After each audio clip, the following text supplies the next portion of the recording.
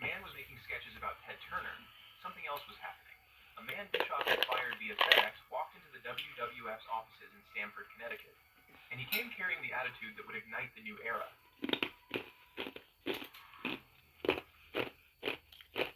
WWF in 1995 was a company barely surviving. The steroid trial had drained millions from their reserves and permanently damaged their public image. The new generation wasn't connecting with audiences the way Hulkamania had. House show attendance was at record lows. Stars were leaving for WCW's guaranteed contracts. And yet, this desperation was forcing innovation. The WWF couldn't rely on cartoon characters anymore. They couldn't pretend wrestling was just for kids. They needed to evolve or die. But evolution requires inspiration, and the WWF found it in the most unlikely place. There's a third company in this story, Extreme Championship Wrestling. ECW was a small, Philadelphia-based promotion run by Paul Heyman that had become influential far beyond its size. It featured ultra-violent matches, profanity-laced promos, and storylines that openly acknowledged wrestling's predetermined nature. ECW performers broke kayfabe constantly, discussing real backstage politics, referencing other promotions by name, and treating the audience as knowledgeable insiders rather than children to be protected. The promotion ran small venues. The legendary ECW arena held roughly 1,200 people, but it had a devoted cult following.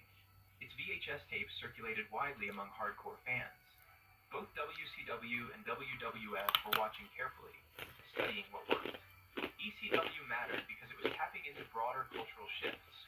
The mid-1990s were the era of grunge, Jerry Springer, Tarantino films. American pop culture was getting darker, more cynical, more willing to expose and mock its own artifice. Wrestling's traditional presentation, clear heroes and villains, obvious morality, family-friendly content, felt increasingly dated to an audience raised on irony and transgression. ECW proved there was an audience for something rawer, something angrier, something real. And in late 1995, a fired WCW wrestler landed there and discovered exactly who he was.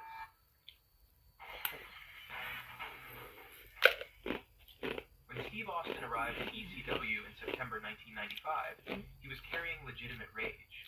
WCW had fired him via FedEx while he was recovering from a torn tricep. They told him he lacked charisma. They told him he wasn't marketable. They'd squashed him in 35 seconds to protect Jim Duggan. Then they'd thrown him away like garbage. In ECW, Austin channeled that rage into something new.